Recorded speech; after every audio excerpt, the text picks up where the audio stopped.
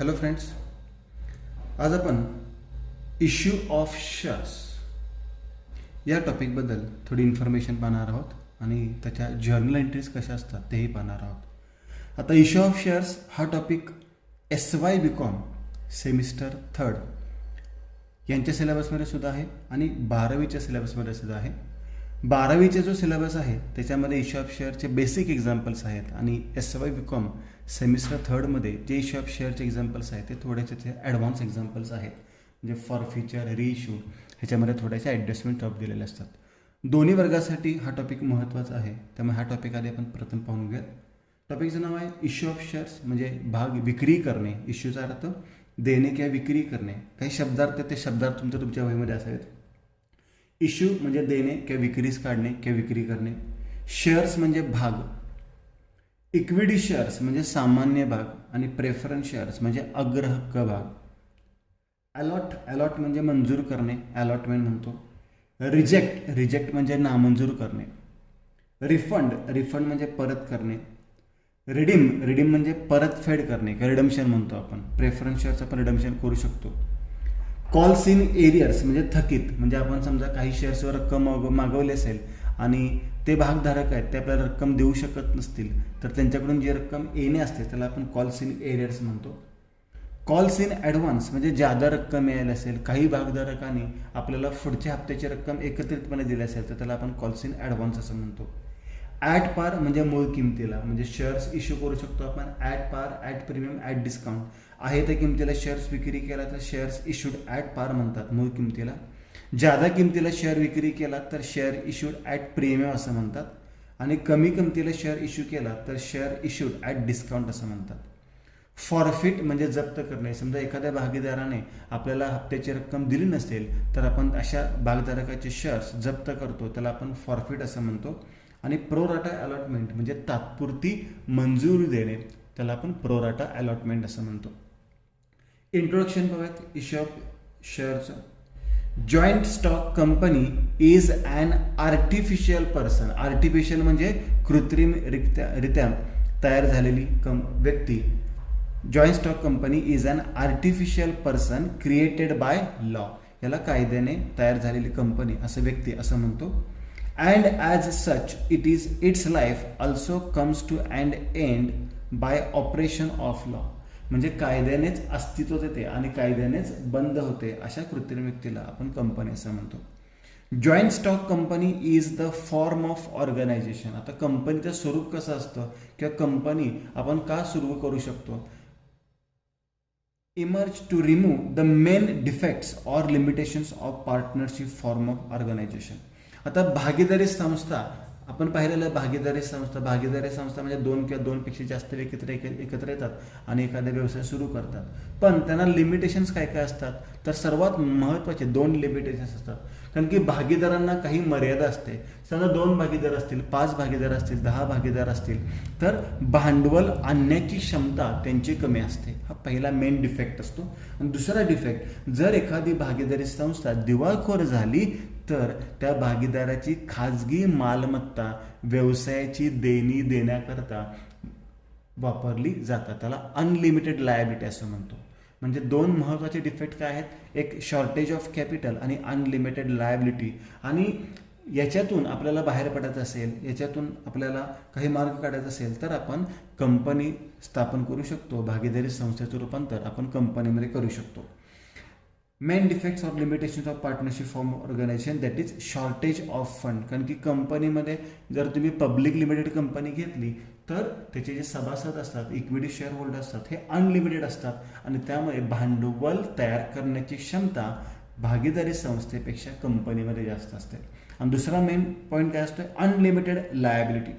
Unlimited liability म्हणजे भागीदारी संस्था जर दिवाळखोर झाली तर त्यांची खाजगी मालमत्ता व्यवसायाची देणी देण्याकरता वापरता येतात. परंतु जर कंपनी असेल तर कंपनीमध्ये जे भागधारक असतात त्यांची खाजगी मालमत्ता व्यवसायाची देणी देण्याकरता वापरली जात नाहीत. तर त्यांचे जेवढे शेअरची रक्कम आहे तेवढी शेअरची रक्कम फक्त जप्त होऊ शकते किंवा वापरली जाऊ शकते. मग या 2 शॉर्टेजसाठी किंवा या 2 डिफेक्टसाठी आपण भागीदारी संस्थेचं रूपांतर कशामध्ये करू शकतो, कंपनीमध्ये करू शकतो. आता कंपनी सुद्धा 2 प्रकारच्या असतात, टाइप्स ऑफ कंपनीज. एक पब्लिक लिमिटेड कंपनी, एक private limited company. Public limited company म्हणजे काय, त्या पब्लिक लिमिटेड कंपनीचे मेन ॲडव्हान्टेजेस काय काय आहेत, फीचर्स काय काय ते आपण पाहणार आहोत. Public limited company can invite the public to subscribe for any number of shares or debentures. म्हणजे काय करू शकते, पब्लिक लिमिटेड कंपनी आहे ही पब्लिकना म्हणजे कोणालाही शेअर्स विक्री करू शकते किंवा इन्व्हिटेशन्स पाठवू शकते की आमचे शेअर्स खरेदी करा. पब्लिक ॲट लार्ज म्हणजे त्याला कितीही, याला मर्यादाच नाही आहेत. म्हणजे प्रत्येक पब्लिक लिमिटेड कंपनी ही लोकांना शेअर्स विक्री करू शकते, म्हणजे इश्यू टू पब्लिक असं थोडक्यामध्ये म्हणू शकतो आपण. Share holders of the company can transfer they shares. समजा ए या व्यक्तीने आपल्या कंपनीचे शेअर्स घेतलेत तर तो त्याचे शेअर्स परस्पर बीला सुद्धा विक्री करू शकतो, बी सीला सुद्धा विक्री करू शकतो. जर पब्लिक लिमिटेड कंपनीचे शेअर्स असतील तर आपण ते हस्तांतर करू शकतो, म्हणजे ट्रान्सफर करू शकतो. There is no limit on the maximum number of members. बघा, पब्लिक लिमिटेडमध्ये मॅक्सिमम नंबर ऑफ मेंबरचे लिमिटेशन्स नाही आहे, म्हणजे अनलिमिटेड कितीही सभासद पब्लिक लिमिटेड कंपनीचे असू शकतात. The minimum number of members required is 7. म्हणजेच काय, तर सार्वजनिक कंपनी स्थापन करण्याकरता कमीत कमी 7 व्यक्तींची आवश्यकता असते आणि जास्तीत जास्त सभासद मर्यादा नाही, अनलिमिटेड आहे. आता याच्या उलट प्रायव्हेट लिमिटेड कंपनी बघूयात. A private company prohibits any invitations to the public to subscribe for any shares or debentures. म्हणजे प्रायव्हेट लिमिटेड कंपनी ही पब्लिकना म्हणजे सर्वसामान्य लोकांना शेअर्स विक्री करू शकत नाही. पब्लिक लिमिटेड कंपनी सर्वसामान्य लोकांना शेअर्स विक्री करू शकते, पण प्रायव्हेट लिमिटेड कंपनी सर्वसामान्य लोकांना शेअर्स विक्री करू शकत नाही. त्यांचे सभासद ते फिक्स असतात, ठरलेले असतात, त्यांनाच ते शेअर्स विक्री करू शकतात. Issued shares privately but cannot invite public. म्हणजे ते प्रायव्हेटली शेअर्स इश्यू करतात, सर्वांना शेअर्स इश्यू करत नाहीत. A private company restricts the right to transfer it shares. Public लिमिटेडमध्ये पाहिलं आपण हे शेअर्स केव्हाही आपण ट्रान्सफर करू शकतो, पण प्रायव्हेट कंपनीमध्ये ते शेअर्स आपण ट्रान्सफर करू शकत नाहीत किंवा ट्रान्सफर करण्याला काही मर्यादा येतात. Limits the maximum number of its members to 50. म्हणजे प्रायव्हेट लिमिटेड कंपनी असेल तर त्याची जास्तीत जास्त सभासद मर्यादा किती आहे, 50 आहे. The minimum number of members require is 2. आणि कमीत कमी 2 व्यक्तींची आवश्यकता असते. जसं पब्लिक लिमिटेडमध्ये कमीत कमी 7 व्यक्ती एकत्र येऊन कंपनी स्थापन करू शकतात आणि जास्तीत जास्त मर्यादा अमर्यादित आहे, अनलिमिटेड आहे. तसं प्रायव्हेट लिमिटेड कंपनी स्थापन करण्यासाठी कमीत कमी 2 सभासदांची आवश्यकता असते आणि जास्तीत जास्त सभासद संख्या किती असते, 50 ही असू शकते. मग हा फरक झाला पब्लिक लिमिटेड आणि प्रायव्हेट लिमिटेड कंपनीचा. आता यानंतर आपण शेअर्स पाहणार आहोत. शेअर्स म्हणजे काय, तर भाग. जे शेअर कॅपिटल असतं कंपनीचं त्यातला एक हिस्सा, त्याला आपण शेअर्स म्हणतो. शेअर्स पाहूयात. As per companies act, company कायद्यानुसार शेअर मीन्स, भाग म्हणजेच काय, शेअर हिस्सा, share in the share capital of A company. Simple definition दिले, म्हणजे कंपनीचं जे एकूण भाग भांडवल आहे त्याचा एक हिस्सा, म्हणजे त्याला आपण काय म्हणतो, शेअर्स म्हणतो. The capital of the company may consist of 2 types of shares. कंपनीचं जे भांडवल आहे हे 2 प्रकारामध्ये, जे भाग आहेत, भाग भांडवल आहे 2 प्रकारामध्ये विभागलं जातं. एक इक्विटी शेअर्स म्हणजे सामान्य भाग आणि एक प्रेफरन्स शेअर्स म्हणजे अग्रहक्क भाग. आता इक्विटी शेअर्स आणि प्रेफरन्स शेअर्स याच्यामध्ये काय फरक आहे, तर सर्वात महत्त्वाचा फरक, इक्विटी शेअर होल्डर्स हे कंपनीचे खरे मालक असतात. बघा, इक्विटी शेअर होल्डर्स हे कंपनीचे खरे मालक असतात आणि यांना प्रॉफिटमधला हिस्सा मिळतो, म्हणजे प्रॉफिटचा शेअर मिळतो. तर प्रेफरन्स शेअर होल्डर्स हे क्रेडिटर्स म्हणून काम करतात, म्हणजे सावकार म्हणून काम करतात. ते कंपनीचे मालक नसतात आणि त्यांना फिक्स डिव्हिडंड दिला जातो, त्यांना प्रॉफिटचा हिस्सा दिला जात नाही, तर त्यांना डिव्हिडंड. म्हणजे प्रेफरन्स शेअरचं नाव असतं मॅक्सिमम बऱ्याच वेळा की 7% preference shares, 8% preference shares, 5% preference shares. हे 5%, 6% किंवा 7% म्हणजे काय, तर त्यांचा डिव्हिडंड असतो. तो डिव्हिडंड त्यांना प्रत्येक वर्षी दिला जातो. आता खाली सांगितलं आहे, the preference share holders have priority. Priority म्हणजे अग्रहक्क, प्राथमिकता, over the equity share holders in respect of. आता प्रेफरन्स शेअर होल्डर्सना काय बेनिफिट मिळतो, जर कंपनी बंद पडली किंवा कंपनी जर आपल्याला बंद करायची असेल तर इक्विटी शेअर होल्डरच्या आधी कोणाला रक्कम द्यायची असते, प्रेफरन्स शेअर होल्डर्सना रक्कम द्यायची असते. हा पहिला पॉईंट. आणि दुसरा पॉईंट की प्रेफरन्स शेअर होल्डर्सना दुसरा एक बेनिफिट काय मिळतो, तर त्यांना प्रत्येक वर्षी काही ठराविक ठरलेली रक्कम, म्हणजे मगाशी मी सांगितलं 5%, 6%, 7% असे पर्सेंटेजमध्ये त्यांना डिव्हिडंड मिळतो. मग इथे सांगितलं the preference share holders have priority over the equity share holders in respect of payment of dividend. म्हणजे डिव्हिडंड पहिल्यांदा कोणाला दिला जातो? प्रेफरन्स शेअर होल्डर्सना, आणि राहिलेला नफा मग इक्विटी शेअर होल्डर्समध्ये वाटला जातो. आणि repayment of capital in case of liquidation of the company. आणि जर कंपनी आपण बंद केली किंवा कंपनी बंद करायची असेल तर पेमेंट करताना इक्विटी शेअर होल्डरच्या आधी कोणाला पेमेंट करावं लागतं? प्रेफरन्स शेअर होल्डर्सना पेमेंट करावं लागतं. हा बेनिफिट प्रेफरन्स शेअर होल्डर्सना मिळतो. According to the companies act the shares which are not preference shares are equity shares. Simple दिले की काय सांगितले कंपनी कायद्यानुसार, जे शेअर्स अग्रहक्क नाही आहेत, प्रेफरन्स नाही आहेत किंवा जे भाग अग्रहक्क नाही आहेत त्यांना आपण काय म्हणतो? इक्विटी शेअर्स, म्हणजे सामान्य भाग असं म्हणतो. आता शेअर कॅपिटल ह्याची विभागणी कशी केलेली आहे तर ऑथोराइज कॅपिटल, त्याला आपण नॉमिनल कॅपिटल म्हणतो. म्हणजे कंपनी स्थापन करताना आपल्याला एक मॅक्सिमम लिमिट, जास्तीत जास्त मर्यादा ठरवून द्यायची असते. मग ते 50 लाख शेअर्स असतील, 5 लाख शेअर्स असतील, 10 लाख शेअर्स असतील, तर ते ऑथोराइज कॅपिटलमध्ये दाखवलं जातं. म्हणजे अधिकृत भाग भांडवल त्याला म्हणतो आपण. याच्यापेक्षा जास्त शेअर्स कंपनीला विक्री इश्यू करता येत नाहीत. आणि जर करायचं असेल तर ते मेमोरंडम ऑफ असोसिएशन किंवा आर्टिकल्समध्ये तसे अमेंडमेंट्स करावे लागतात, चेंजेस करावे लागतात. ऑथोराइज कॅपिटल म्हणजे जास्तीत जास्त मर्यादित संख्या असं म्हणू शकतो. इश्यूड कॅपिटल, समजा असं गृहीत धरा की कंपनी स्थापन करताना कंपनीने ठरवलं की आपण 10 लाख शेअर्स विक्री करायचे आहेत आणि एक शेअर 10 रुपयाचा आहे, बरोबर. म्हणजे जास्तीत जास्त कंपनी 10 लाख शेअर्स विक्री करू शकते आणि एका शेअरची किंमत किती आहे? 10 रुपये. आता सुरुवातीला एवढे सगळ्या शेअरची आवश्यकता, एवढे सगळ्या भागभांडवलाची आवश्यकता कंपनीला नसते. मग कंपनी काय करते? यापैकी 2 लाख शेअरची विक्रीच करते. त्याला आपण इश्यूड कॅपिटल म्हणतो. बघा, म्हणजे ऑथोराइज कॅपिटल 10 लाख शेअर्स आहेत 10 रुपये प्रमाणे. त्यातले कंपनीने इश्यूड किती केले? 2 लाख शेअर्स इश्यूड केले 10 रुपये प्रमाणे. पण तुम्हाला माहिती असेल, आता या टॉपिकमध्ये आपल्याला तेच पाहायचं आहे की नॉर्मली जो शेअर असतो तो इश्यू करताना टप्प्याटप्प्याने आपण रक्कम मागवतो, एकदम लमसम अमाऊंट मागवली जात नाही. मग किती शेअर्स आपण इश्यू केलेले आहेत? 2 लाख शेअर्स इश्यू केलेले आहेत. आता आपण 2 लाख शेअर्स विक्रीस काढलेले आहेत खरे, पण काही वेळा असं होतं की 2 लाख शेअर्स विक्रीस काढले, 2 लाख शेअरचीच रक्कम मिळते. काही वेळेस कमी सुद्धा मिळते, लोक खरेदी करत नाहीत. काही वेळेस जास्त सुद्धा मिळते. मग त्याला ओव्हर सबस्क्रिप्शन किंवा अंडर सबस्क्रिप्शन असं सुद्धा म्हणतो. मग ज्यादा मिळाले असतील तर ते ज्यादा शेअर्स आपण काही वेळेस रिफंड करतो, काही वेळेस तात्पुरती मंजुरी देतो. तोच पॉईंट आपल्याला या टॉपिकमध्ये पाहायचा आहे. पण समजा कमी शेअर्स मिळाले, समजा आपण 2 लाख इश्यू केलेले आहेत पण लोकांनी खरेदी केली 1,20,000, तर त्याला आपण सबस्क्राईब कॅपिटल म्हणतो. सबस्क्राईब म्हणजे लोकांनी खरेदी केलेले कॅपिटल, लोकांनी इच्छा दाखवलेली आहे की आम्ही तुमच्या कंपनीचे शेअर्स घेण्यास इच्छुक आहोत, त्याला आपण काय म्हणतो? Subscribe capital. आता कॉल्ड अप कॅपिटल म्हणजे काय तर हे जे रक्कम आहे 10 रुपये ही लमसम मागवली जात नाही. त्याचे application, allotment, first call, second call, final call अशी टप्प्याटप्प्याने रक्कम मागवली जाते. मग त्यापैकी समजा आपण सुरुवातीला 5 रुपये मागवले, किती रुपये मागवले? समजा 5 रुपये मागवले, तर त्याला आपण काय म्हणतो? Called up capital. म्हणजे 1,20,000 सभासदांकडून, शेअर होल्डर्सकडून आपण प्रत्येकी किती रुपये मागवलेले आहेत? 5 रुपये मागवलेले आहेत, तर त्याला आपण काय म्हणतो? Called up capital. आता सर्व भागीदार पैसे देतीलच असं काही नाही आहे. त्यापैकी काही भागधारक रक्कम देऊ शकत नाहीत किंवा देऊ इच्छित नाहीत. मग अशा भागधारकांची रक्कम त्यातून वजा केली जाते. असं गृहीत धरा 1,20,000 शेअर्स आपण विक्री केलेले होते, बरोबर. की लोकांनी 1,20,000 शेअर्स खरेदी केले होते. त्यापैकी 20,000 भागधारक आहेत, ते पैसे देण्यास नकार देत आहेत किंवा ते इच्छुक नाही आहेत. म्हणजे आपल्याला किती शेअरची रक्कम मिळणार आहे? फक्त 1 लाख शेअरची रक्कम मिळणार आहे. किती रुपये प्रमाणे? 5 रुपये प्रमाणे. त्याला आपण म्हणतो पेडअप कॅपिटल. आणि हा पॉईंट लक्षात ठेवा, नेहमी कायमस्वरूपी जी बॅलन्स शीट असते त्या बॅलन्स शीटच्या टोटलमध्ये फक्त आणि फक्त पेडअप कॅपिटल घेतलं जातं.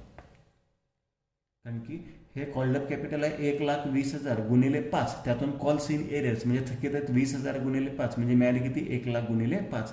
म्हणजे बॅलन्स शीटच्या टोटलमध्ये आपण फक्त पेडअप कॅपिटल हे विचारात घेतो. आता terms of issue of shares मगाशी सांगितल्याप्रमाणे ह्याचे हप्ते कसे ठरवले जातात तर रेझिंग ऑफ कॅपिटल म्हणजे भांडवल आपण जे उभारतो ते कसं उभारतो? ॲप्लिकेशन, अलॉटमेंट आणि कॉल्स ऑन शेअर्स. लक्षात घ्या, ॲप्लिकेशन जसं तुम्ही कॉलेजमध्ये किंवा कुठल्या इन्स्टिट्यूटमध्ये ॲडमिशन घ्यायला गेलात तर तुम्हाला सुरुवातीला प्रॉस्पेक्टस घ्यावं लागतं, बरोबर. मग प्रॉस्पेक्टची काही किंमत असेल ती किंमत तुम्हाला द्यावी लागते. नंतर त्या प्रॉस्पेक्टचा एक फॉर्म असतो, तो फॉर्म तुम्ही व्यवस्थित भरता आणि तो फॉर्म त्या इन्स्टिट्यूटला, कॉलेजला, कुठेही तुम्ही जमा करता आणि नंतर तुमचं ॲडमिशन कन्फर्म झाल्यानंतर मग तुम्हाला काही वेळेस लमसम रक्कम भरावी लागते, काही वेळेस तुम्हाला टप्प्याटप्प्याने रक्कम भरावी लागते. पण ती रक्कम केव्हा भरावी लागते? जर तुमचं ॲडमिशन कन्फर्म झालं तर. जर तुमच्या ॲडमिशनला नकार दिला किंवा नामंजुरी दिली तर तुम्हाला पुढची रक्कम भरावी लागत नाही. मग सेम प्रोसिजर आपल्याला इथे करायचं आहे. पहिल्यांदा ॲप्लिकेशन्स कंपनी विक्री करते, म्हणजे लोकांना सांगते की आमचे शेअर्स खरेदी करा, लोकांना इन्व्हाइट करते शेअर्स खरेदी करण्यासाठी. काय सांगितलेलं आहे बघा, company issues prospectus and appeals the public to subscribe to its share capital. म्हणजे कंपनी सांगते लोकांना की आमच्या कंपनीचे शेअर्स तुम्ही खरेदी करा. द इंटेंडिंग शेअर होल्डर्स, जे इच्छुक भागधारक आहेत, then apply in prescribe form with application money. जसं आपण प्रॉस्पेक्टस घेताना काही रक्कम देतो तसं इथे सुद्धा ॲप्लिकेशन मनी द्यावी लागते आणि शेअर्स खरेदी करण्यासाठी अप्लाय करावा लागतो, बरोबर. आता मगाशी मी सांगितलं होतं त्या पद्धतीने, समजा आपण किती शेअर्स इश्यू केले होते, 2 लाख विक्रीस काढलेले आहेत मार्केटमध्ये. आता 2 लाख सगळे शेअर्स विक्री केले आहेत असं काही नाही आहे. 1,20,000 सभासद आहेत, त्यांनी इच्छा दाखवलेली आहे की आम्ही तुमचे शेअर्स खरेदी करू शकतो. म्हणजे त्याने 1,20,000 जे भागधारक आहेत त्यांनी ॲप्लिकेशन समजा ₹5 गृहीत धरा आपण मग सांगितल्याप्रमाणे, तर ₹5 आपल्याकडे पैसे जमा केले. आता ही झाली पहिली स्टेप. याच्यानंतर दुसरी स्टेप असते अलॉटमेंट. आता बघा, ₹10चा शेअर होता, ॲप्लिकेशन सोबत ₹5 मिळाले, राहिले ₹5. मग त्याचे आपण हप्ते ठरवले, समजा ₹2, ₹2 आणि ₹1. याला अलॉटमेंट मनी म्हणतो, याला फर्स्ट कॉल मनी म्हणतो, याला सेकंड कॉल किंवा फायनल कॉल मनी म्हणतो, बरोबर. पुढे काय सांगितलं, अलॉटमेंट म्हणजे मंजूर करणे. मगाशी मी सांगितलं, समजा तुम्ही कोणत्या इन्स्टिट्यूटला जर अप्लाय केला असेल, प्रॉस्पेक्टस सबमिट केला असेल तर तुमच्याकडून लगेच फी घेतली जात नाही. तुमचं ॲडमिशन आधी कन्फर्म घेतलं जातं, मंजूर केलं जातं, मग तुमच्याकडून फी घेतली जाते. तसं इथे सुद्धा जर शेअर्स अलॉट झाले, मंजूर झाले, तरच पुढची रक्कम द्यायची असते, त्याला अलॉटमेंटमध्ये म्हणतात. आणि तरच राहिलेली रक्कम मागवली जाते, त्याला कॉल्स ऑन शेअर्स असं म्हणतात. The directors proceed with the work of allotment. म्हणजे एकदा प्रॉस्पेक्टस सगळे आले, ॲप्लिकेशन फॉर्म सगळे एकदा आले की डायरेक्टर्स म्हणजे जे संचालक असतात ते काय करतात, पुढचं कामाला सुरुवात करतात. पुढचं काम काय आहे, तर त्या शेअर्सना मंजुरी देणे. समजा कमी मिळाले असतील, जास्त मिळाले असतील, किंवा आपल्याला किती अपेक्षित आहेत, कोणाला शेअर्स द्यायचे आहेत, कोणाला शेअर्स द्यायचे नाही आहेत, तर हे सर्व काम पाहिलं जातं. The directors proceed with the work of allotment, that is allocation of shares. Allocate म्हणजे वाटणे, डिस्ट्रीब्यूट करणे, देणे. On the shares being allotted, म्हणजे ज्या शेअर्सला मंजुरी दिलेली आहे, the second installment is demanded, it is called allotment money. म्हणजे ज्या शेअर्सना मंजुरी मिळालेली आहे त्या शेअर्सना आपण रक्कम मागवतो. आता इथे 1,20,000 आपल्याला हवे होते, 2 लाख मिळालेले आहेत कमी ऑलरेडी, मग आपण सगळ्याच भागधारकांना रक्कम मागवली. म्हणजे 1,20,000 भागधारकांकडून आपण किती रुपये मागवलेले आहेत, ₹2 मागवले. म्हणजे ते आता आपल्या कंपनीचे सभासद झाले आणि त्यांनी आपल्याला पुढची रक्कम सांगितलेल्या दिवशी द्यायची आहे. आणि जर त्यांनी संपूर्ण रक्कम दिली तरच त्याला आपण सभासद बनू शकतो. जर रक्कम नाही दिली तर त्यांचे शेअर्स आपण फॉरफिट करतो. पण इथे तात्पुरते आपण मंजुरी तर त्यांना दिलेली आहे. आता इथून पुढच्या हप्त्याची रक्कम आपण जेव्हा आपल्याला गरज असेल तेव्हा त्यांच्याकडून मागवतो. मग ॲप्लिकेशन नंतर सेकंड स्टेप कोणते असते, अलॉटमेंट. आणि अलॉटमेंटची रक्कम नंतर मागवली जाते. आता राहिलेली रक्कम मगाशी मी सांगितलं, ₹5 मागवले, ₹2 मागवले, ₹7 जमा झाले, राहिले ₹3. हे इन्स्टॉलमेंटमध्ये मागवलं जातं. त्याला first call, second call, final call असं म्हणतात. तर इथे फर्स्ट कॉल आणि फायनल कॉल फक्त मी दिलेला आहे, ₹2 आणि ₹1. काय सांगितलं पुढे, instalments demanded towards the payment of unpaired balance. म्हणजेच काय की ₹10चा शेअर होता, 5 आणि 2 ₹7 मागवले, राहिले किती रुपये, ₹3. अनपेड बॅलन्स आफ्टर अलॉटमेंट मनी आर टर्म ॲज कॉल्स. म्हणजे राहिलेल्या रकमेचे जे आपण हप्ते करतो, इन्स्टॉलमेंट करतो, त्याला आपण काय म्हणतो, कॉल मनी असं म्हणतो. मग त्याला फर्स्ट कॉल नाव येतं, सेकंड कॉल नाव येतं, थर्ड कॉल नाव येतं किंवा फायनल कॉल सुद्धा नाव येतं. मॅक्सिमम तुम्हाला पेपरमध्ये फर्स्ट, सेकंड आणि फायनल कॉल असे 3च कॉल येऊ शकतात किंवा फर्स्ट आणि फायनल कॉल असाच येऊ शकतो. जास्त कॉल तुम्हाला येत नाही. या पद्धतीने आपल्याला त्या शेअरची रक्कम मागवायची आहे. या टॉपिकमध्ये आपल्याला काय पाहायचं आहे तर याच्या ज्या एंट्रीज असतात, जर्नल एंट्रीज, म्हणजे शेअर्स विक्री कसे करायचे आहेत, त्यांची रक्कम टप्प्याटप्प्याने मागवायची कशी आहे, जर एखाद्या भागधारकाने रक्कम दिली नाही तर त्यासाठी काय फॉरफिचरची प्रोसिजर आहे, किंवा शेअर्स इश्यू करताना ॲट प्रीमियम आहे, ॲट डिस्काउंट आहे, किंवा ॲट पार आहे, किंवा काही वेळेस आपल्याला जादा ॲप्लिकेशनची रक्कम मिळते, काही वेळेस कमी मिळते. मग अशा पद्धतीत अशा टाईपच्या एक्झाम्पलमध्ये आपल्याला कोणत्या अकाउंटिंग प्रोसिजर करायच्या आहेत, कोणकोणत्या एंट्रीज करायच्या आहेत, ते आपल्याला या टॉपिकमध्ये पाहायचं आहे.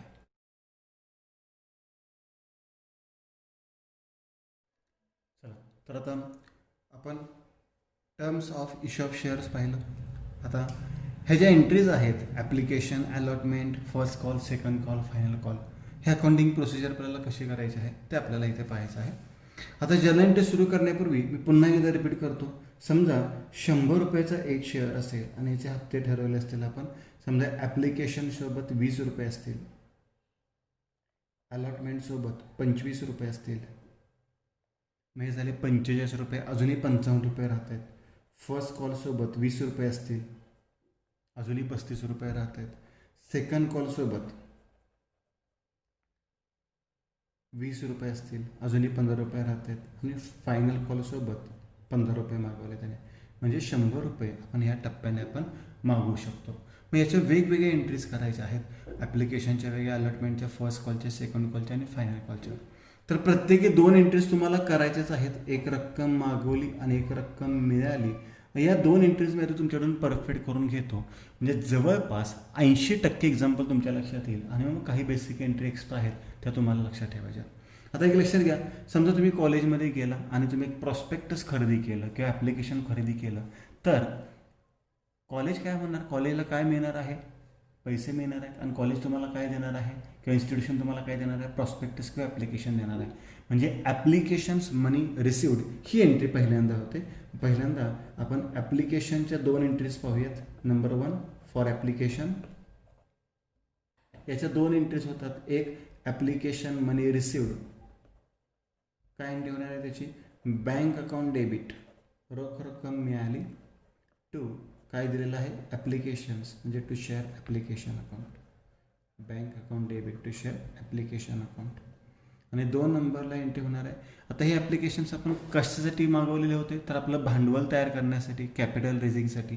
मग ही ॲप्लिकेशनची रक्कम आहे ही शेअर कॅपिटल अकाउंटला ट्रान्सफर करायची असते. म्हणजे शेअर ॲप्लिकेशनची रक्कम आपण शेअर कॅपिटल अकाउंटला ट्रान्सफर केली. इथे ॲप्लिकेशनला क्रेडिट झालं आहे, म्हणजे इथे ॲप्लिकेशनला काय होणार आहे, आता डेबिट होणार आहे. शेअर ॲप्लिकेशन अकाउंट डेबिट, जी ॲप्लिकेशनची रक्कम आपल्याला मिळालेली होती 2, ती कोणत्या अकाउंटला ट्रान्सफर करायची आहे, शेअर कॅपिटल अकाउंटला. आता हे मी तुम्हाला 2 एंट्रीज लिहून दिलेल्या नाही आहेत, तर तुम्हाला या टोटल 10 एंट्रीज लिहून दिलेल्या आहेत. आता या कशा, तर ते मी तुम्हाला सांगतो. ॲप्लिकेशनच्या याच 2 एंट्रीज अलॉटमेंटमध्ये सुद्धा होतात, फर्स्ट कॉलमध्ये सुद्धा होतात, सेकंड कॉलमध्ये सुद्धा होतात आणि फायनल कॉलमध्ये होतात. फक्त बदल काय करायचा आहे तुम्हाला, हा सिक्वेन्स चेंज करायचा आहे. आता सिक्वेन्स का चेंज करायचा, तर एकदा तुम्ही प्रॉस्पेक्टस घेतलं किंवा एकदा तुमचं ॲडमिशन कन्फर्म झालं की नंतर कॉलेज किंवा इन्स्टिट्यूटकडून रक्कम मागवते आणि मग कॉलेजला रक्कम मिळते. इथं पहिल्यांदा काय होतं, आधी रक्कम मिळते मग प्रॉस्पेक्टस विकलं जातं. तर नंतर आधी रक्कम मागवली जाते, नंतर रक्कम मिळवली जाते. म्हणजे सेकंड एंट्री फर्स्ट नंबरला होणार, फर्स्ट एंट्री सेकंड नंबरला होणार. आता ती कशी ते लक्षात घ्या. पहिली एंट्री काय केली आपण, प्रॉस्पेक्टस किंवा ॲप्लिकेशनची रक्कम मिळाली, बँक टू ॲप्लिकेशन, आपण कंपनीच्या दृष्टिकोनातून एंट्रीज करतो हे लक्षात ठेवा. पहिल्यांदा कंपनीने ॲप्लिकेशन विक्री केले, bank account debit to share application, आणि ॲप्लिकेशनची रक्कम कॅपिटलला पाठवली, share application to share capital account. आता याच्यानंतर पहिली एंट्री ड्यूची होणार आहे आणि नंतरची एंट्री रिसिव्डची होणार आहे. आता ड्यूची एंट्री नंतरची कशाची होणार आहे, अलॉटमेंटमध्ये. म्हणजे हा ॲप्लिकेशन शब्द आहे तो काढायचा, फक्त ॲप्लिकेशन, कॅपिटल नव्हे. ॲप्लिकेशन शब्द काढायचा, कोणता शब्द वापरायचा आहे, अलॉटमेंट. मग अलॉटमेंट म्हणजे ड्यूची एंट्री, ही जी एंट्री आहे ही एंट्री 1 नंबरला करा. बघा काय शब्द बदलायचा आहे, ॲप्लिकेशनचे काय घ्यायचं आहे, अलॉटमेंट. मग एंट्री कशी होणार, share allotment account debit to share capital account. आलं लक्षात. आणि रिसिव्डची एंट्री कशी होणार, bank account debit to share allotment account. झाली सिंपल एंट्री. त्याच्यानंतर फर्स्ट कॉल, आता ॲप्लिकेशनऐवजी कुठला शब्द वापराय, फर्स्ट कॉल शब्द वापराय. काय एंट्री होणार मग, ड्यूची एंट्री पहिल्यांदा share first call account debit to share capital account. मी खोडून टाकतो फक्त, म्हणजे तुम्हाला कोणता शब्द बदलायचा हे लक्षात येईल. आणि इथे एंट्री काय होणार, bank account debit to share first call. आता सेकंड कॉल सांगा काय एंट्री होणार, share second call account debit to share capital. आणि रिसिव्हची एंट्री काय होणार, bank account debit to share second call. Final कॉलची एंट्री सांगा मग काय एंट्री होणार आहे, share final call account debit to share capital account. आणि रिसिव्हची एंट्री काय होणार, bank account debit to share final call account. अशा पद्धतीने आपल्याला ह्या 2 एंट्रीजवरून किती एंट्रीज लक्षात ठेवता येतील, 10. म्हणजे जवळपास 80% एक्झाम्पलच्या एंट्रीज तुमच्या परफेक्ट झालेल्या आहेत. माझ्या या 2 एंट्रीज फक्त परफेक्ट करा आणि नंतर त्याचा फक्त सिक्वेन्स आपल्याला चेंज करायचा आहे. इथे आपण आधी रिसिव्हची एंट्री करतो, नंतर ट्रान्सफरची करतो, म्हणजे त्याला आपण ड्यूची एंट्री म्हणू शकतो. नंतर मात्र ड्यूची एंट्री आधी करायची आणि रिसिव्हची एंट्री त्याच्यानंतर करायच्या. बघायत आता त्या एंट्रीज आपण कशा करणार आहोत. चला तर त्या एंट्रीज बघत आपण. या 2 एंट्रीजवरून तुम्हाला 10 एंट्रीज कशा लक्षात ठेवायच्या हे मी तुम्हाला सांगितलं. हा सिक्वेन्स फक्त चेंज करायचा आहे. तर त्या एंट्रीज आता आपण पाहणार आहोत. पहिला ॲप्लिकेशन. आता ॲप्लिकेशन हा एकमेव पॉईंट असा आहे की याच्यामध्ये 2 एंट्रीज होऊ शकतात, 3 एंट्रीज होऊ शकतात किंवा 4 एंट्रीज होऊ शकतात. म्हणजे कमीत कमी 2, जास्तीत जास्त 4 एंट्रीज होऊ शकतात. Allotment first call second call असेल, फायनल कॉल असेल, याच्यामध्ये मात्र 2च एंट्रीज होणार आहेत, त्याच्यापेक्षा जास्त एंट्रीज होणार नाहीत. बघायचं आता पहिल्यांदा a for application. For application money receive, ॲप्लिकेशनची रोख रक्कम मिळाली, काय एंट्री होणार आहे, bank account debit to share application. आणि दुसरी for application money transfer to share capital. ही ॲप्लिकेशनची रक्कम जी मिळाली होती, जी क्रेडिट साईडला गेली होती, त्याला डेबिट करा, म्हणजे share application account debit to कुठे रक्कम पाठवायची, शेअर कॅपिटलला. या 2 एंट्रीज फक्त सिक्वेन्स बदलून अलॉटमेंटमध्ये फर्स्ट कॉलमध्ये, सेकंड कॉलमध्ये, फायनल कॉलमध्ये आपण करू शकतो. आता इथं मी सेकंड कॉल फक्त कॅन्सल केला आहे, तर तुम्ही एंट्रीज त्याच्या करू शकता. बघूया आता याच 2 एंट्रीज रिपीट करूयात. फक्त आता सेकंड नंबरची एंट्री फर्स्ट नंबरला येणार, ॲप्लिकेशनऐवजी अलॉटमेंट शब्द येणार. काय एंट्री येणार आहे मग, share allotment account debit to share capital. बघा share allotment to share capital ही फॉर अलॉटमेंट मनी ड्यूची एंट्री असणार. अलॉटमेंट मनी रिसिव्हची एंट्री काय असणार आहे, फर्स्ट एंट्री सेकंड नंबरला येणार. Bank account debit to share application म्हणजे काय येणार, allotment. Bank account debit to share allotment, bank account debit to share allotment. तोच सिक्वेन्स खाली घेणार होता. फक्त आता काय होणार, अलॉटमेंट किंवा ॲप्लिकेशनऐवजी फर्स्ट कॉल शब्द. आता या एंट्रीज रिपीट करूयात. शेअर अलॉटमेंट टू कॅपिटल, तसं share first call to share capital. आणि रिसिव्हची काय होणार, बँक टू शेअर अलॉटमेंट, तसं काय होणार, bank account debit to share first call account. म्हणजे त्याच एंट्रीज आपल्याला काय करायच्या आहेत, रिपीट करायच्या आहेत. फायनल कॉलमध्ये बघितलं तर फायनल कॉलमध्ये सुद्धा पुन्हा तसंच होणार आहे. For final call money due share final call to share capital आणि रिसिव्हची bank to share final call. याच्यात सेकंड कॉलच्या एंट्रीज तुम्ही केल्या तरी चालतील. आता ज्या रिकाम्या एंट्रीज ठेवलेल्या आहेत त्या एंट्रीज कोणकोणत्या आहेत ते आपण आधी पाहूयात. आता याच्यामध्ये एक सगळ्यात महत्त्वाचा पॉईंट ओव्हर सबस्क्रिप्शनचा असतो, त्या आधी समजून घेऊयात. समजा आपल्याला कंपनीला 80,000 शेअर्स विक्री करायचे आहेत. बघा 80,000 शेअर्स विक्री करायचे आहेत आणि लोकांनी बरोबर एक्झॅक्ट 80,000 शेअर्सच खरेदी केले, ना कम ना जादा. जेवढे आपल्याला आवश्यक आहेत, अगदी पोटापुरते म्हणू शकतो, तेवढे शेअर्स खरेदी केले. मग याच्यामध्ये ॲप्लिकेशनच्या 2च, अलॉटमेंटच्या 2च, फर्स्ट कॉल फायनल कॉल याच्या पण 2-2च एंट्रीज होणार, याच्यामध्ये बदल होणार नाही. दुसरी केस, कंपनीने 80,000 शेअर्स विक्री केलेले होते, विक्रीस काढलेले होते. लोकांनी मात्र 75,000 शेअर्स खरेदी केले, म्हणजे जास्त नाहीत, कमी शेअर्स खरेदी केलेत. त्याला आपण अंडर सबस्क्रिप्शन म्हणतो. आता अंडर सबस्क्रिप्शनमध्ये काय होतं, आपल्याला तर गरज आहे पैशाची, मग आपण सगळ्या शेअर्सना मंजुरी देतो. म्हणजे या ज्या एंट्रीज आहेत, या एंट्रीज किती शेअर्सने होणार आहेत, 75,000ने. म्हणजे ॲप्लिकेशनच्या पण 2च होतील, फर्स्ट कॉल अलॉटमेंट सगळ्याच्या किती एंट्रीज होतील, 2-2च एंट्रीज होतील.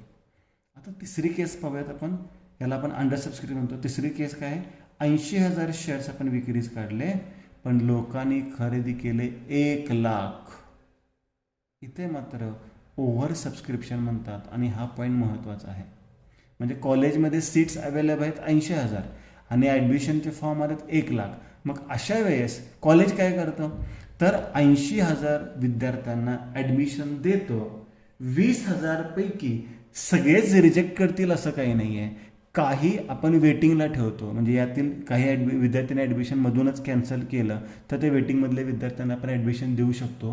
म्हणजे जे एक्सेस ॲप्लिकेशन्स आहेत ते आयदर रिजेक्ट केले जातात ऑर पार्टली अलॉट केले जातात.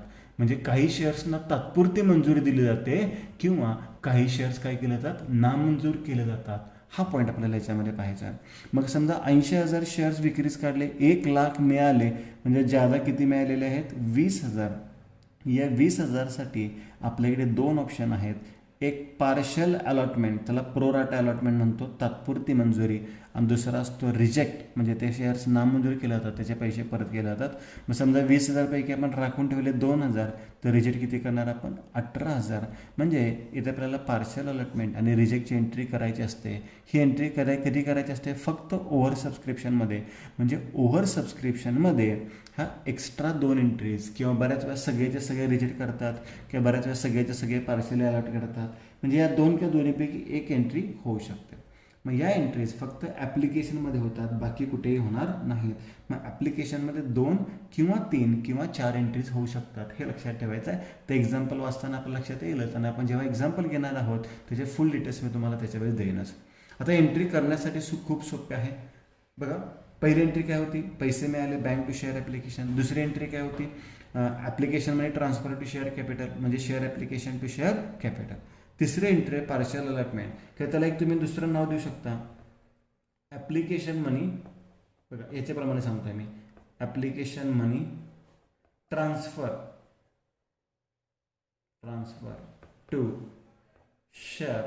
आता इथे कॅपिटल ऐवजी कुठला शब्द वापरायचा आहे, allotment account. Transfer to share allotment account, म्हणजे यासारखीच एंट्री होणार आहे, फक्त कॅपिटल ऐवजी कुठलाही शब्द येणार आहे, अलॉटमेंट शब्द येणार आहे. म्हणजे एंट्री कशी होणार बघा, आता शेअर ॲप्लिकेशन अकाउंट डेबिट, ॲप्लिकेशनचीच एंट्री आहे ना, ॲप्लिकेशनची रक्कम ट्रान्सफर करायची आहे ना, शेअर ॲप्लिकेशन अकाउंटलाच डेबिट होणार, बरोबर. शेअर ॲप्लिकेशनला डेबिट, शेअर ॲप्लिकेशन डेबिट. इथं आपण कॅपिटल ट्रान्सफर केले म्हणून कॅपिटल, इथे अलॉटमेंट ट्रान्सफर करतोय म्हणून टू काय येणार आहे, शेअर अलॉटमेंट अकाउंट. म्हणून टू शेअर अलॉटमेंट अकाउंट. आणि आता रिजेक्टची एंट्री किंवा रिफंडची एंट्री ही सुद्धा सोपी आहे. इथे सुद्धा ॲप्लिकेशनची रक्कम परत केली, बरोबर, म्हणजे ॲप्लिकेशन अकाउंटला डेबिट होणार आहे. मग share application account debit, share application account debit. आता ही रक्कम कुठल्याही अकाउंटला ट्रान्सफर करायची नाही, तर परत करायची, म्हणजे पैसे जाणार आहेत, म्हणजे काय येणार आहे, टू बँक अकाउंट. मग तुम्हाला लक्षात ठेवायला काय सोपं आहे, जी इश्यूची एंट्री आहे, मनी रिसिव्डची एंट्री आहे, त्याच्या उलट मनी रिफंडेडची एंट्री आहे. मनी रिसिव्ड म्हणजे पैसे मिळाले, मनी रिफंडेड म्हणजे पैसे परत केले. रिसिव्डची एंट्री बँक ॲप्लिकेशन, आणि रिफंडची एंट्री ॲप्लिकेशन टू बँक. किंवा आणखी एक शेवटचा पॉईंट सांगतो लक्षात ठेवण्यासाठी, ॲप्लिकेशन रिसिव्डच्या एंट्रीमध्ये ॲप्लिकेशन अकाउंटला क्रेडिट होतं, त्याच्यानंतर सलग डेबिट होतं. बघा, application debit, application debit, application debit. इथे कॅपिटल ट्रान्सफर करायचे म्हणून कॅपिटलला क्रेडिट, इथे अलॉटमेंटला ट्रान्सफर करायचं म्हणून अलॉटमेंटला क्रेडिट, आणि ते पैसे परत करायचे आहेत म्हणून बँक अकाउंटला क्रेडिट. या पद्धतीने ॲप्लिकेशनच्या 4 एंट्रीज लक्षात ठेवा, अलॉटमेंटच्या 2 याच एंट्रीज रिव्हर्स केलेत, फर्स्ट कॉलच्या 2 याच एंट्रीज रिव्हर्स केलेत, सेकंड कॉल्स त्या पद्धतीने, आणि फायनल कॉलसुद्धा त्याच पद्धतीने. आता फॉरफिचर. आता फॉरफिचर म्हणजे काय, मगाशी मी सांगितलेलं होतं की 100 रुपये शेअरची रक्कम होती, या टप्प्यात आपण मागवली. आता काही वेळेस काय होतं, एखादा भागधारक आहे, तो पहिली रक्कम देतो, दुसरी रक्कम देतो, तिसरी रक्कम देतो, आणि अचानक त्याला वाटतं की या कंपनीचे शेअर्स घेऊन आपल्याला काहीच फायदा होणार नाही आहे, आपण नाही शेअर्स घ्यायचे, हे पुढच्या अमाऊंट तो देऊ शकत नाही. मग अशा वेळेस ते कंपनीचे भागधारक होऊ शकत नाहीत. मग कंपनी काय करते, अशा भागधारकांचे शेअर्स म्हणजे रक्कम जप्त करते, त्याला आपण फॉरफिचर म्हणतो. म्हणजे जर एखाद्या व्यक्तीने, एखाद्या भागधारकाने जर शेअरची संपूर्ण रक्कम दिली नाही, तर कंपनीला सर्व अधिकार असतात ते शेअर्स जप्त करण्याचे.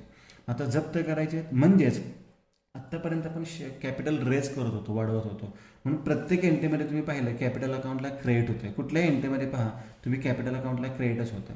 आता इथे शेअर्स जप्त करतोय म्हणजे एक लक्षात घ्या, या एंट्रीमध्ये शेअर कॅपिटल अकाउंटला डेबिट होणार. सिंपल एंट्री लक्षात कशी ठेवायची बघा, शेअर कॅपिटल अकाउंट डेबिट, कारण की इथे आपण शेअर्स काय करतोय, जप्त करतोय. 2, कोणकोणत्या कारणाने जप्त करतोय, तर काही वेळेस त्याने अलॉटमेंटची रक्कम दिली नसेल. आता ॲप्लिकेशनची रक्कम दिली नसेल तर त्याचा आणि कंपनीचा काही संबंधच येत नाही, त्यामुळे ॲप्लिकेशन सोडून बाकी सगळं लिहू शकतो. म्हणजे काय काय लिहू शकतो, त्याने काय काय दिलं नसेल आपल्याला, असं ग्रेड धरू आपण. समजा शेअर अलॉटमेंटची रक्कम दिली नसेल तर टू शेअर अलॉटमेंट अकाउंट म्हणा. समजा फर्स्ट कॉलची रक्कम दिली नसेल तर share to share first call म्हणा. आता इथे मी सेकंड कॉल घेतलेला नाही आहे, तुम्ही जर घेतला तर तुम्ही सेकंड कॉल पण म्हणा. मी डायरेक्ट येतो to share final call account. म्हणजेच काय, ॲप्लिकेशन सोडून ज्या ज्या अमाऊंट त्यांनी दिलेलं नाही आहेत, अलॉटमेंटची दिली नसेल, समजा फक्त सेकंड आणि फायनल कॉल दिला नसेल तर टू सेकंड कॉल लिहा, टू शेअर फायनल कॉल लिहा, बाकी काही लिहू नका. जर त्याने फर्स्ट सेकंड फायनल दिला नसेल, to share first second final म्हणा. समजा अलॉटमेंट फर्स्ट सेकंड फायनल दिला नसेल तर अलॉटमेंट फर्स्ट सेकंड फायनल म्हणा. मग या पद्धतीने कॅपिटल अकाउंटला डेबिट आणि जे मिळालेलं नाही आहे त्याला credit. To share forfeiture account, to share forfeiture account. आणि जो फरक असतो तो कुठे पाठवायचा आहे, फॉरफिचर अकाउंटला. याला मी म्हणतो बॅलन्सिंग फिगर. या पद्धतीने तुम्हाला फॉरफिचरची एंट्री करायची आहे आणि त्याचंही नॅरेशन लिहून देतो मी. याचं नॅरेशन सोपं आहे. Being final call money due, being final call money received असे नॅरेशन असतात. ह्याचं being forfeiture of dot dot dot shares, म्हणजे ज्या व्यक्तीने किंवा जेवढ्या व्यक्तीने आपल्याला पैसे, समजा 1,000 2,000 भागधारकाने पैसे दिले नसतील तर तेवढे भागधारक, being forfeiture of dot dot dot shares upon non payment of. आता काय काय दिलं नाही तर अलॉटमेंट नाही दिला, अलॉटमेंट कॉमा कॉल मनी. या पद्धतीने त्याचं नॅरेशन होऊ शकतो. आणि रेशूची एंट्री खूप सोपी आहे, अवघड अजिबात नाही आहे. आता रेशू करताना जे जप्त केलेले शेअर्स आहेत ते कंपनी मार्केटमध्ये पुन्हा रेशू करते आणि नॉर्मली रेशू करताना कमी किमतीला विकते. उदाहरणार्थ असं गृहीत धरूया, समजा एखादी गाडी आपण खरेदी केली असेल, बरोबर, आणि ती गाडी परत आपल्याला विक्री करायची असेल तर कमी किमतीने विक्री करावी लागते. त्याच पद्धतीने इथं नॉर्मली विक्री करताना, रेशू करताना नॉर्मली डिस्काउंट असतो, काही वेळेस प्रीमियमसुद्धा असू शकतो, पण नॉर्मल ह्याच्यामध्ये डिस्काउंट असतो. आता रेशू केले म्हणजे पैसे मिळाले, म्हणजे एंट्री कशी होणार आहे, बँक अकाउंट डेबिट, पैसे मिळाले, टू शेअर कॅपिटल अकाउंट. आता इथे हप्त्याने पुन्हा विक्री करत नाही, आपण लमसम विक्री करतो, टू शेअर कॅपिटल अकाउंट. आणि डेबिट साईडला फरक येऊ शकतो. मी सांगितलं जर कमी किमतीला विक्री केली असेल तर डेबिटला फरक येतो, त्याला नुकसान म्हणायचं आहे. म्हणजे ते नुकसान कोणत्या अकाउंटला ट्रान्सफर करायचं आहे, शेअर फॉरफिचर अकाउंट, बरोबर. म्हणजे bank account debit, share forfeiture account debit to share capital account. आणि सर्वात शेवटची एंट्री, आता इथेही फॉरफिचर आलेलं आहे, बॅलन्सिंग फिगर, इथेही फॉरफिचर आलं आहे, बॅलन्सिंग फिगर, बरोबर. मग या दोन्ही फॉरफिचरमधला जो बॅलन्स असतो, फरक असतो, तो कोणत्या अकाउंटला पाठवायचा असतो, कॅपिटल रिझर्वला पाठवायचा असतो. मग शेवटची एंट्री तुम्हाला लक्षात ठेवायची आहे, share forfeiture account debit to capital reserve account, share forfeiture account debit to capital reserve account. अशा पद्धतीने तुम्हाला या टॉपिकच्या सर्व एंट्रीज इथं मी लिहून दिलेल्या आहेत. त्याचा व्यवस्थित अभ्यास करा आणि या एंट्रीज तुमच्या एकदा परफेक्ट झाल्या की याच्यानंतर आपण एक्झाम्पलला सुरुवात करणार आहोत. तर नेक्स्ट लेक्चर जे आपलं असेल त्याच्यामध्ये आपण याच्यात 1-2 एक्झाम्पल पाहणार आहोत. आता हा पॉईंट फक्त या एंट्रीज फक्त व्यवस्थित लिहून घ्या. ॲप्लिकेशनच्या 4 आहेत, अलॉटमेंटच्या 2 आहेत, फर्स्ट कॉलच्या 2 आहेत, फायनल कॉलच्या 2 आहेत, फॉरफिचरची 1, रेशूची 1 आणि कॅपिटल रिझर्वची 1 एंट्री आहे. या पद्धतीने तुमच्या वहीमध्ये व्यवस्थित एंट्रीज नोट डाऊन करून ठेवा, त्याचा अभ्यास करा आणि पुढच्या लेक्चरमध्ये आपण जे एक्झाम्पल पाहणार आहोत त्याचाही तुम्ही अभ्यास करा. थँक्यू.